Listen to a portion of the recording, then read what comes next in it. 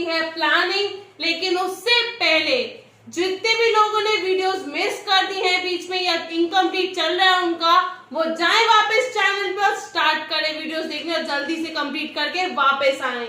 और जितने भी लोगों ने सब्सक्राइब नहीं किया है मेरा चैनल, वो जल्दी से सब्सक्राइब कर लो, जिससे कि आप कोई भी लेटेस्ट अपडेट या वीडियो मिस ना करो। आज की वीडियो हम शुरू करते हैं प्लानिंग के ऊपर। प्लानिंग का मतलब होता क्या है कि प्लानिंग क्या है।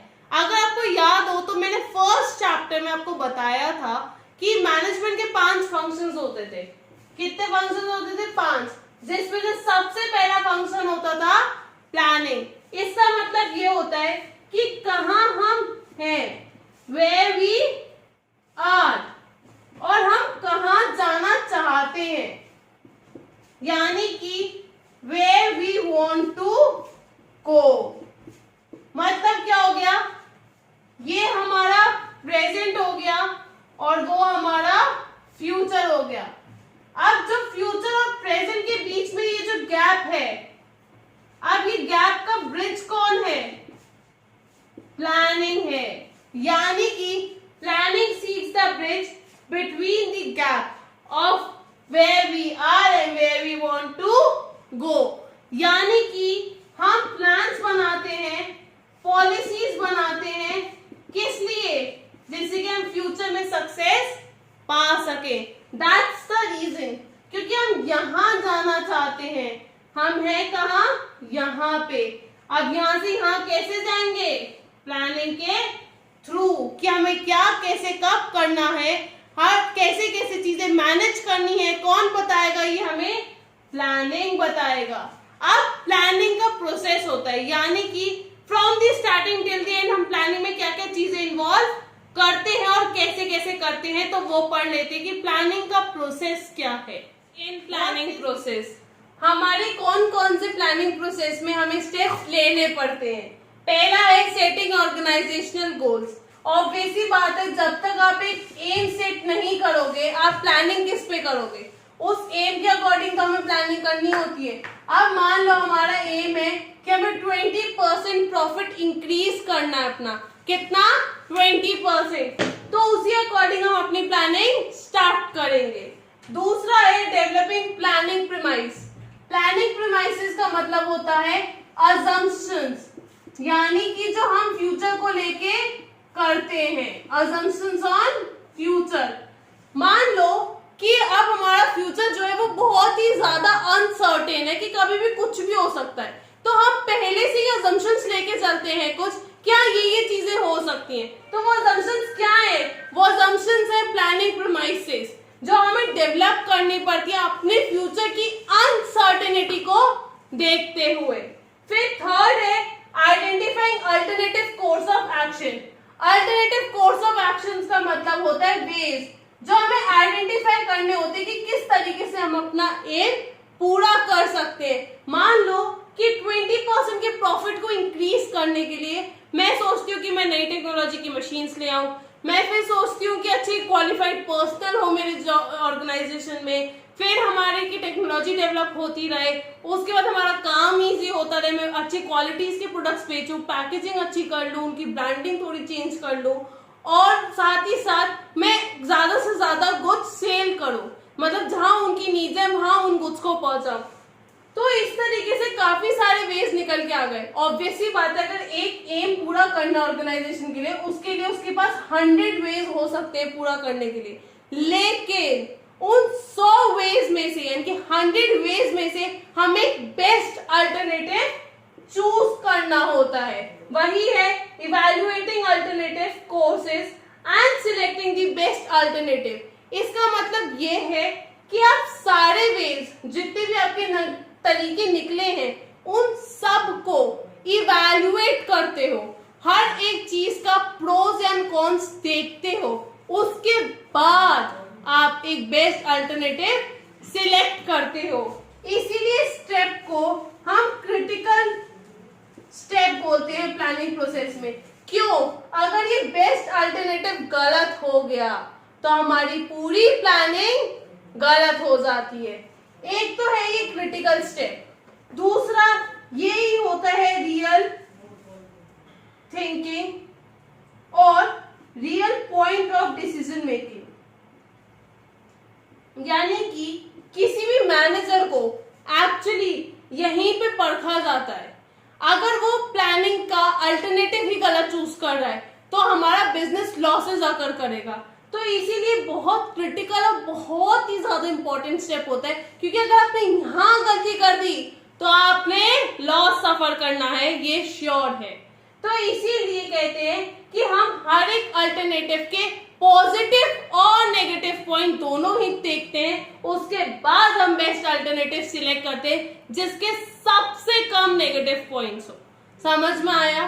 अब नेक्स्ट है फॉर्मुलेटिंग डेरिवेटिव प्लान्स। इसका मतलब ये है इस एम को अचीव करने के लिए हम छोटे छोटे प्लान्स और बनाते हैं, स्मॉल प्लान्स और बनाते हैं, जिससे कि हम धीरे धीरे अपने एम तक, अपने गोल तक पहुंच जाए, उसको अकम्प्लिश कर ले। Last, implementing the plans and follow up action. मतलब ये कि जो प्लान्स आपने बनाए हैं, जो आपने प्लान पूरी पॉलिसीज वगैरह बनाई हैं, उनको इम्प्लीमेंट करना शुरू करो, यानी कि उनको वर्क पे लाना शुरू करो और साथ ही साथ ऑब्जर्व करना शुरू करो कि क्या प्लानिंग जो की गई थी उसके अकॉर्डिंग काम शुरू हुआ है या नहीं, या क्या क्या ड्रॉबैक्स आ रहे हैं, क्या क्या प्रॉब्लम आ रही है, वो देखना शुरू करो और उसको सॉल्व करने की कोशिश करो। अब एक बार जल्दी से रिकॉल कर लेते हैं। पहला था ऑर्गेनाइजेशन गोल्स को सेट करना, उसके बाद उसके बेसिस पे अजम्पशंस बनाना, फिर उसके तरीके देखना कि किस किस तरीके से आप वो पूरा कर सकते हो, उन हर एक तरीके को इवैल्यूएट करके बेस्ट अल्टरनेटिव चूज करना, फिर छोटे छोटे प्लान्स में हमारे मेन एम को डिवाइड करके वो छोटे छोटे प्लान्स को अचीव करना, और लास्ट उन प्लान्स को इम्प्लीमेंट करके फॉलो अप एक्शन देखना कि कंक्लूजन जो आ रहा है वो मैच हो रहा है या नहीं हमारे स्टैंडर्ड से। तो ये था प्लानिंग का प्रोसेस।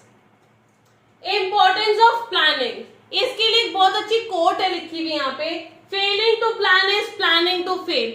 अगर आप एग्जाम में कभी भी कोट पढ़ते हो तो आप समझ जाओ उसी वक्त की इंपॉर्टेंस ऑफ प्लानिंग पूछ रहा है आपसे। कैसे? यानी कि अगर आप प्लान करना भूल गए, आप बिजनेस में कुछ भी करना भूल गए। क्यों? क्योंकि बिजनेस काम ही नहीं करेगा भाई।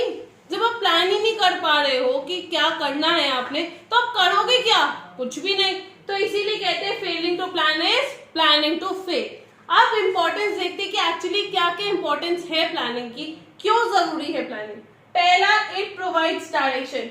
हम सबको पता है ये क्या बताता है, what to do and how to do. अब आपको ये बता रहा है कि क्या करना है, कैसे करना है, तो क्या दे रहा है आपको? डायरेक्शन ही तो दे रहा है ऑर्गेनाइजेशन गोल्स को अचीव करने के लिए। दूसरा है, it reduces the risk of uncertainty.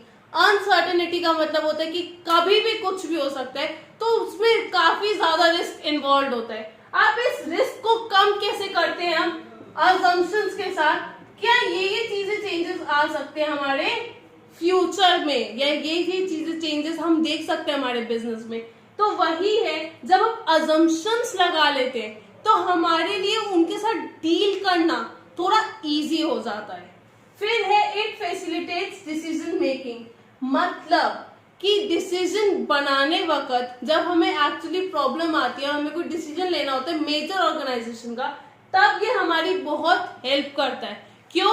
हमें पता होता है कि हमारा एम क्या है, हमें किस अकॉर्डिंग काम करना है, किस लिए काम करना और कैसे काम करना है। तो जितने भी डिसीजंस हम लेते हैं उन सब में प्लानिंग जरूरी होता है। फिर है, it reduces overlapping and wasteful activities. अच्छा एक चीज बताओ, जब मेरे को पता ही नहीं है कि मेरे ऑर्गेनाइजेशन में 2 डिपार्टमेंट बने और दोनों में स्टिचिंग हो रही है, मैं सोच रही हूँ कि ये शर्ट्स की स्टिचिंग करे, ये ट्राउजर की स्टिचिंग करे, लेकिन अगर आप प्लानिंग से करोगे और प्लानिंग से काम डिस्ट्रीब्यूट करोगे तो आप क्या करोगे कि जितनी भी स्टिचिंग है, चाहे वो शर्ट की हो या ट्राउजर की हो, वो एक साथ होगी, और जितना भी आपका बटनिंग का काम है या प्रेस आयरनिंग का काम है वो सारा एक डिपार्टमेंट करेगा। तो उसकी वजह से क्या होगा, आपके एफर्ट्स ओवरलैप नहीं करेंगे। ओवरलैप मतलब एक के ऊपर एक नहीं होंगे, और वेस्ट नहीं होंगी हमारी रिसोर्सेज। अल्टीमेटली एम क्या होता है प्लानिंग का? टाइम कम लगे, कॉस्ट कम लगे और रिसोर्सेज का ऑप्टिमम यूटिलाइजेशन हो सके। कैसा यूटिलाइजेशन हो सके? ऑप्टिमम यूटिलाइजेशन, मतलब फुल्ली यूटिलाइज हो हमारे रिसोर्सेज। फिर उसके बाद है इट प्रोमोट्स इनोवेटिव आइडियाज।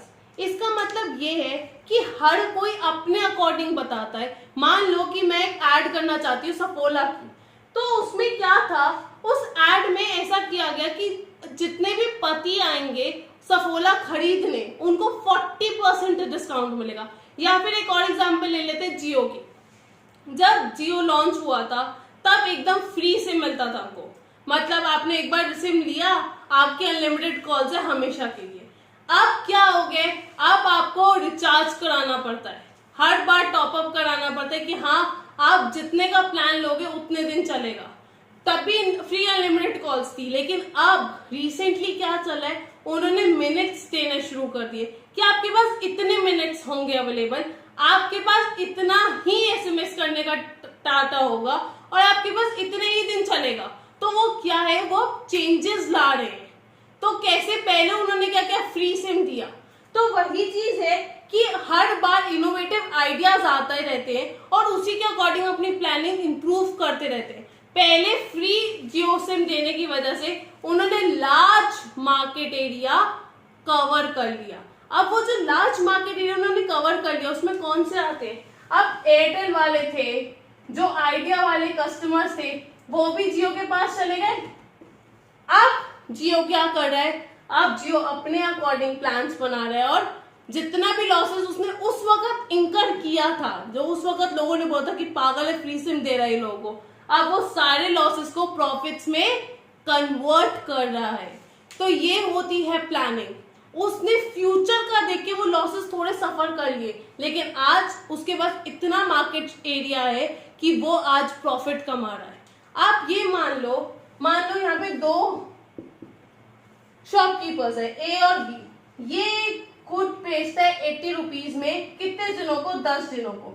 ये जो प्रोडक्ट बेचता है ये बेचता है 120 में, लेकिन सिर्फ 4 दिनों को। तो फायदे में कौन है, 80 वाला 120 वाला? 80 वाला। ये कितने कमा रहा है, 800, और ये कितने कमा रहा है, 480। और ये जो सोच रहा है ये सिर्फ शॉर्ट टर्म का सोच रहा है, लेकिन ये 80 वाला किसका सोच रहा है, लॉन्ग टर्म का। चाहे 20 रुपए का वो लॉस भी कमा रहा हो हर एक पर्सन के साथ, लेकिन अल्टीमेटली प्रॉफिट में कौन है, वही है। तो वही चीज होती है कि हमें बहुत सोच समझ के प्लानिंग करनी होती है अपनी ऑर्गेनाइजेशन में। फिर लास्ट है it establishes standard for controlling. आपको अगर याद हो तो चैप्टर 1 में मैंने एक चीज बताई थी कंट्रोलिंग के बारे में, कि वो क्या होता है, कंपैरिजन होता है स्टैंडर्ड और एक्चुअल परफॉर्मेंस के बीच में। तो ये जो स्टैंडर्ड है वो है क्या, प्लानिंग ही तो है। क्या है वो, हमारा एम जो हमने डिसाइड कर रखा है। अब इस एम के अकॉर्डिंग ही तो हम एक्चुअल परफॉर्मेंस कर रहे हैं। तो ये एम क्या है, स्टैंडर्ड, और इसको स्टैब्लिश कौन करता है, प्लानिंग। तो ये थी हमारी इंपॉर्टेंस, एक बार देख लेते हैं। डायरेक्शन प्रोवाइड करता है, रिड्यूस करता है ओवरलैपिंग, रिड्यूस करता है risk of uncertainty, innovative ideas को प्रमोट करता है, स्टैंडर्ड्स इंक्रीज करता है और साथ ही साथ डिसीजन मेकिंग में भी हेल्प करता है। तो आज हमने पढ़ा स्टेप्स इन प्लानिंग प्रोसेस और इंपॉर्टेंस इन प्लानिंग प्रोसेस।